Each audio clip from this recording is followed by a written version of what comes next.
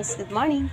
Ito na guys, malambot na ang aking kajus at saka munggo. Pinaghalo ko yan. Magluluto ako ng KBL.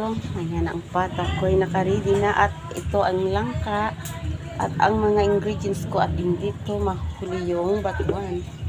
Pampaasim yan guys.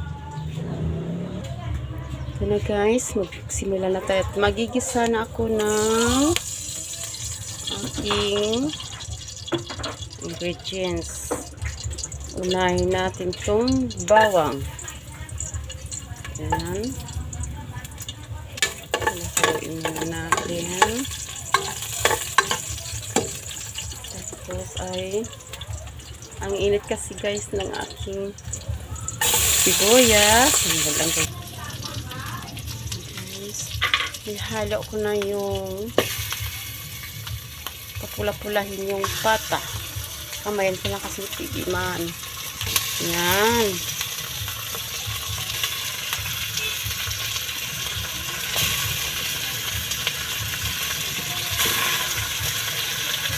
Ito masarap to guys. Eh.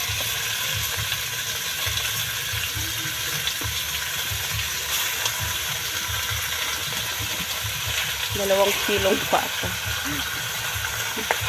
Ayan guys. Ayan guys. Papula-pulahin ko muna yan siya guys. So guys, ilagay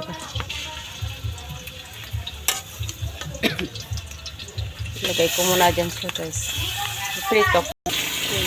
Pula-pulahin ko muna siya guys ang aking pata. Iprito ko muna siya. Para magpula-pula yung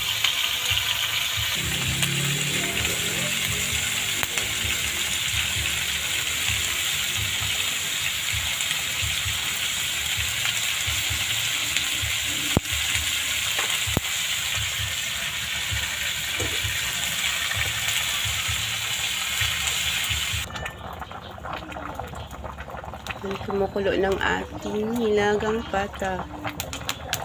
Ihalo ko na yung pampaasim guys. Kasi malambot na yung pata tsaka yung langka. Pwede na siya ihalo ang batuan. Ayan, pakuluin.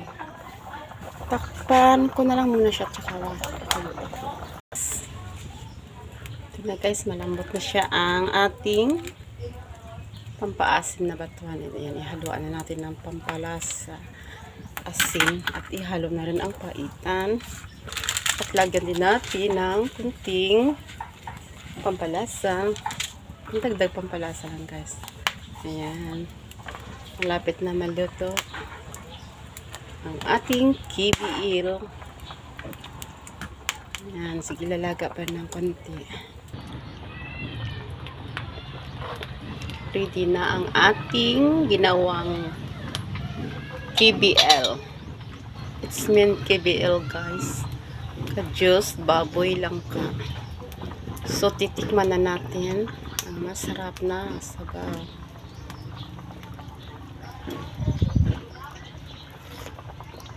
Oh, yummy.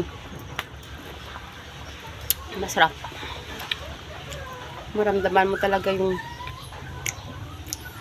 asim at malinamnam na sabaw. Again,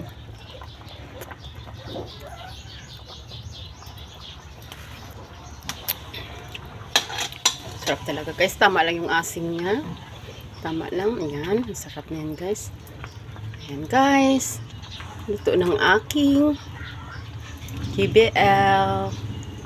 Thank you for watching.